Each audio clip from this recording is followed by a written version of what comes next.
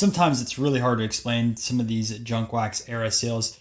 Four commons sold for over $7,500 each. Today we're jumping into the top 25 cards sold on eBay from 1987 through 1994. Our starting price is $3,000. Let's take a look at some sales. Okay, so our rules for the video: 87 through 94, no duplicate cards are allowed. Autos and variants are fine.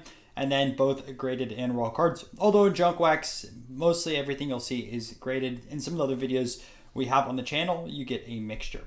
We're going to start off with the 1993 Finest Refractor of Deion Sanders. This is the first year of refractor cards and the first year of Finest. This one sold for $3,150. It's a Pop 13 and a PSA 10. The last two 10s sold for $2,250 and $3,200.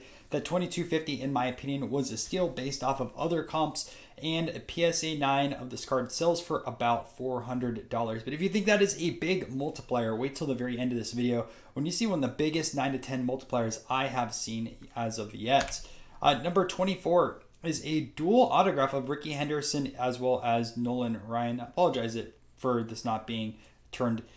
Should have before I did this video, but regardless, this card did sell another time without the dual 10s, and it sold for $1,100 back in December. I don't believe that this is a pack pulled auto, but if it is, please let me know. I think this was just both signed by these individuals a little bit later on. I do know that Nolan Ryan has an early Upper Deck autograph, but I wasn't too sure that this one is out there. Up next is a 1989 Score Barry Sanders dual 10 autograph. This one sold for $35.25. If you want the non-autographed version of this card in a 10, that's going to cost you around $1,300. 22 spot, we have the Ken Griffey Jr. and Mickey Mantle. Now this just has the Ken Griffey Jr. autograph. There's three different versions of this card. There's some that have Mantle only, there's some that have Griffey only, and there's some that are the dual. You'll see the dual a little bit later on in the video, so if you want to compare those prices. But this one in a PSA 8 with a 9 autograph for Griffey sold for $3,669. 1993 SP foil of Derek Jeter in a PSA 9. The pop on this is 633, which always surprises me because this is such a condition sensitive card. This copy over here sold for $3,775. But if you want to look at something crazy, back in the COVID era of this hobby, one of these sold for $30,000 in 2021. Ouch. That must hurt pretty badly. We have some Jordan on-card autographs. Here's a later star that was signed. It sold for $3,850, authenticated by Beckett. We have another Beckett autograph at Upper Deck at McDonald's that is signed. The card has kind of a weak signature, in my opinion. The autograph is over the card. It's really hard to see it. And it's also sold for $3,850. We're jumping into 1987 Fleer. I know some of the people that watch this series are huge fans of the set because you always see some crazy comps with this 87 Fleer, and I promise you're in for a great episode this week. We're going to start off with the Charles Barkley.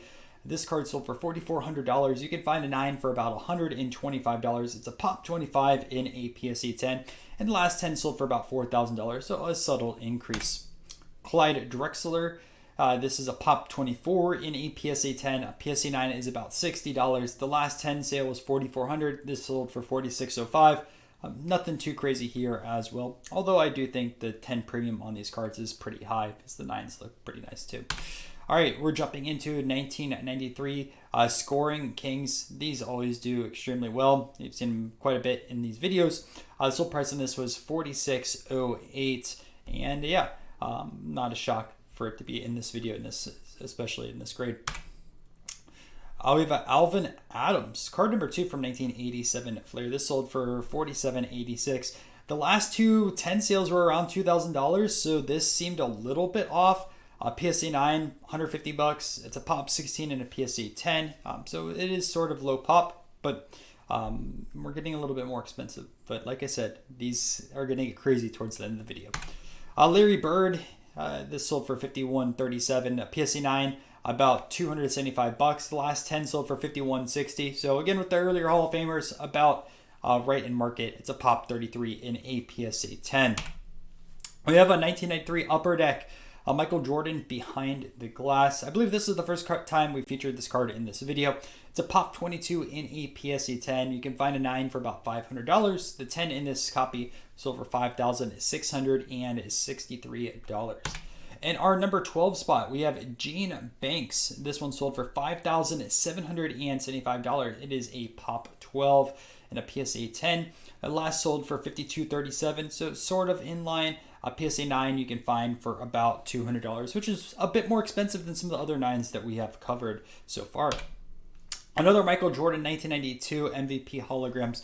This has been in one or two other videos. The sold price on this was $58.50.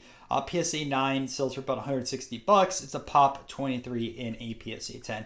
Now, before we jump into our top 10, we always do our honorable mentions. So let's take a look at some other cards that are worth mentioning. Up first is a partial blackness of Frank Thomas. So there's 3 different versions of the normal Topps card.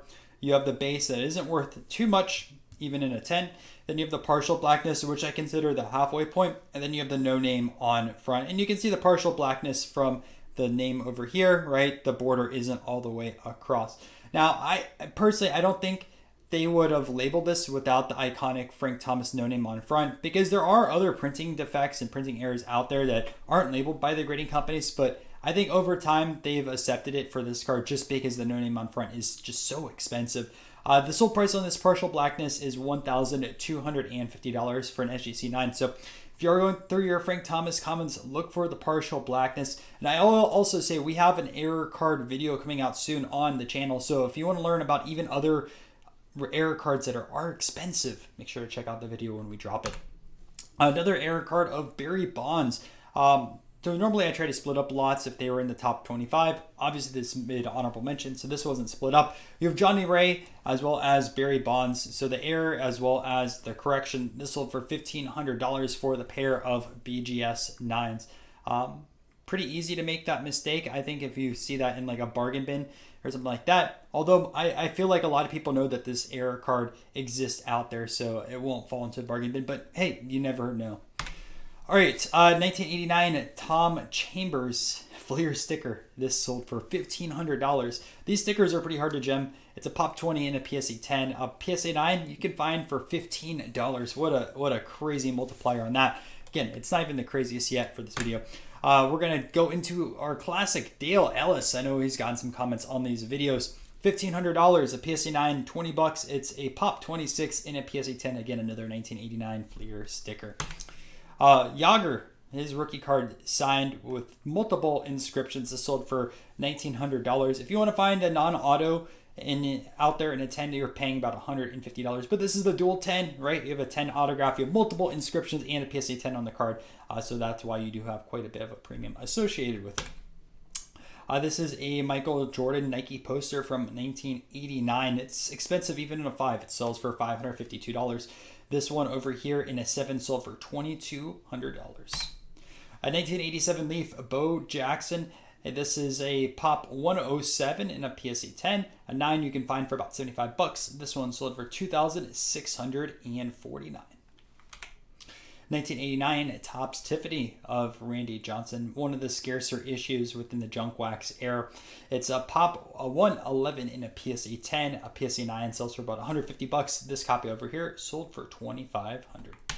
All right, we're back into our top 10. You better get excited, because we have some crazy sales coming up. And we're going to start off with a Michael Jordan refractor with the coating. This surprises me for how much the pop is. 146 in a PSA 10, which seems pretty high. PSA 9 still is quite expensive at $1,000. This one sold for $6,467. But guess what? We're going to see another Jordan, because we have the Beam Team members only over here. Pop 68 in a PSA 10. Sold for $7,600. It has gone down a little bit, because in 2021, a 10 sold for $13,600. And a PSA 9, yeah, it's about $850. Dale Ellis, the second time he's been on this list. $7,752. A PSA 9 is about $200. It's a Pop 11 and a PSA 10. And also, this card sold for $7,500 in 2024. Had to make one of our Junkwax videos, and I know this has gotten specific comments. But that's number 8, and I can promise you there's still some more 87 Fleers. We have 2 back-to-back Desert Shields. Up first is a Ken Griffey Jr. in a PSA 10. It's a pop 28. This sold for $87.99. A PSA 9 is still expensive at $750. If you are buying these raw, be aware that there are a ton of counterfeits, and even some of the counterfeits have made it into slabs. Be very careful when you're buying a Desert Shield. Number 6 is another one, Chipper Jones. This is probably the most heaviest counterfeited and then the Desert Shields out there. This one sold for $98.50, and even in a PSA 9, it sells for about $2,000. It's pop 33 in PSA 10. Again, very, very counterfeited card, so do not buy this one raw, and even double check the slab when you're buying this card, because fakes have been slabbed in the past, although they've probably been deactivated now, but just still letting you guys know. We're jumping into our top 5 right now, and up first we have a Sydney Green. The last 10 of this sold for $7,600. This one sold for $9,999. It's pop 12 in a PSA 10. A PSA 9 is $200. John Williams, 1987 Fleer. This sold for $10,099. This had a crazy jump, which makes me kind of skeptical on some of these 87 Fleers. Last 10 sold for $58.36. It's a pop 14. A PSA 9 sold for $150. Kind of doubling in a year is kind of suspicious, in my opinion. It is what it is, right? Because you'll see a little bit more later. We have a dual autograph of Mantle and Griffey, as I alluded to earlier in the video. This one sold for $10,600. It has the trading card label, which I still hate these trading card labels, especially in a card like this. And I believe they just gave the autographs here a 9. So I'm curious how nice the card would be in general. It looks like there's some whitening, so it wouldn't get a 10. I don't know what the back looks like too, so it's hard for me to speculate. But this is the card that should not be labeled as a trading card. There's so much value associated with it. It's a premier dual autograph card in the hobby. Pay the money to get it graded. Number 2, another Ken Griffey Jr. Dual 10 autograph on the iconic 1989 Upper Deck. Sold for $12,495. Non-auto 10, $2,500. A lot of value just adding in that. All right, number 1, it's the 1987 Fleer. Any guesses? So I'll show you. Ready? 3, 2, 1. Thurl Bailey. The last sale of this was in 2022 in a 10. Sold for $3,178. It's a pop 9 in a PSA 10. A PSA 9 sells for about $200.